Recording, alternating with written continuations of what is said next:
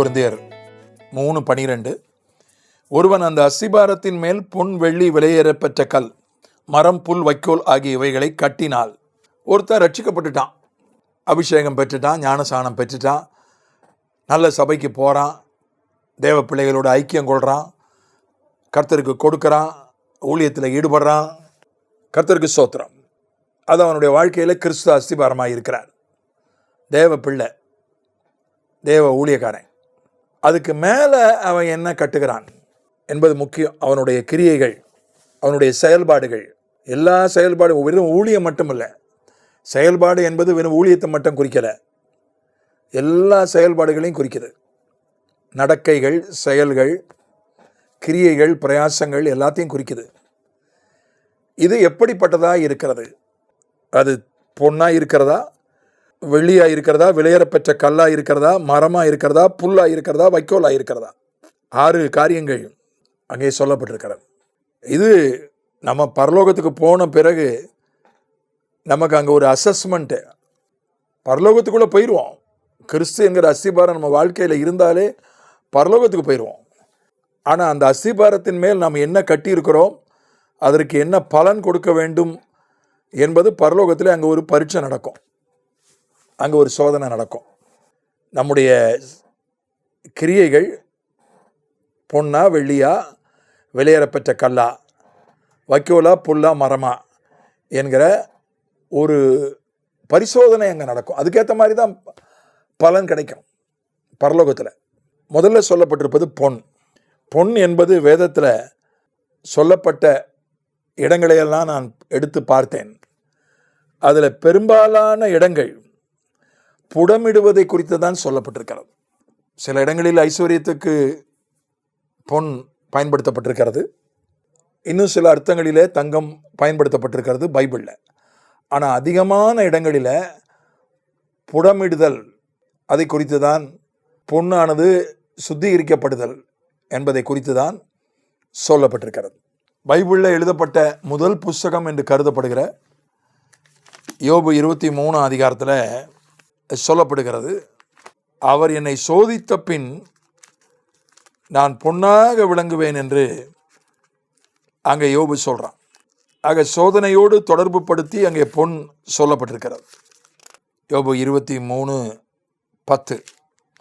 ஆனாலும் நான் போகும் வழியை அவர் அறிவார், அவர் என்னை சோதித்த பின் நான் பொன்னாக விளங்குவேன். இப்போ யோபு ஒரு சோதனையை கடந்து போகிறான்.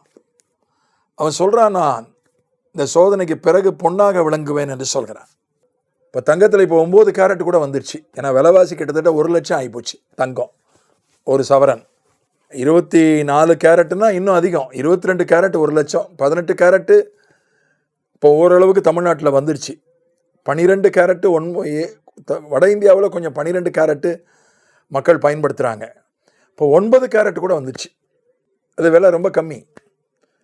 இந்த 9 கேரட்டை கொண்டு போய் தீயில போட்டால் அதில் ஒரு 40% தான் தேரும், 60% தேராது. 22 கேரட்டை கொண்டு போய் போட்டால் கூட 91% தான் தேரும், 9% தேராது.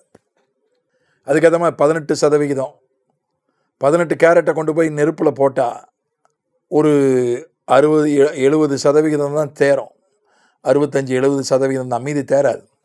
அப்போ நெருப்பு போன்ற சோதனை நம்மை புடமிடுகிறது, நம்மை சுத்திகரிக்கிறது, நம்மை சுத்தம் பண்ணுகிறது.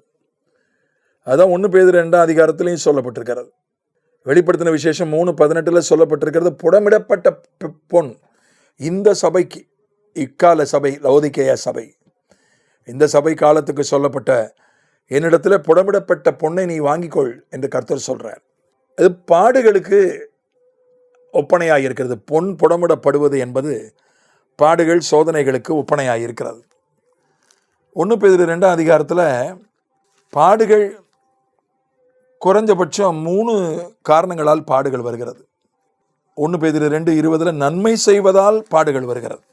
அதே போல் 1 பேதுரு 4:16 கிறிஸ்தவனாய் இருப்பதால் பாடுகள் வருகிறது. 2 கொரிந்தியர் 11:23 ஊழியம் செய்வதனால் பாடுகள் வருகிறது. நீங்கள் அவர்கள் ஊழியக்காரர்களா, நான் அதிகம். அவன் சொல்கிறான் 2 கொரிந்தியர் 11.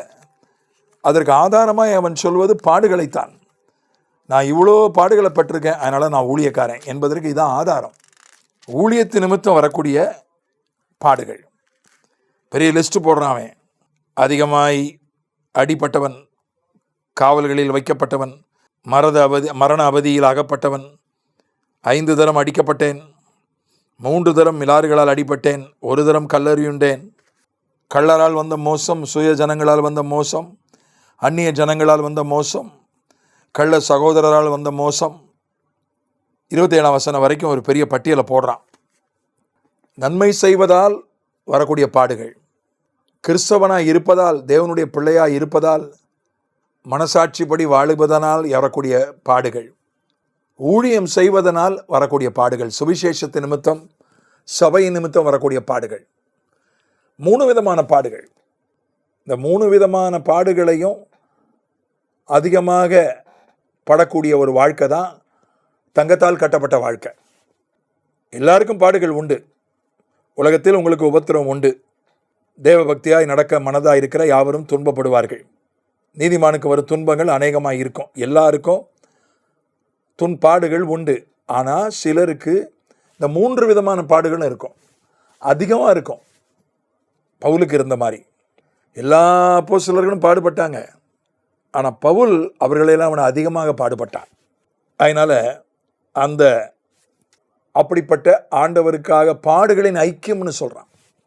பாடுகளின் மூலமாக கிறிஸ்துவோடு ஐக்கியப்படுவது, அப்படிப்பட்ட ஒரு ஐக்கியம்.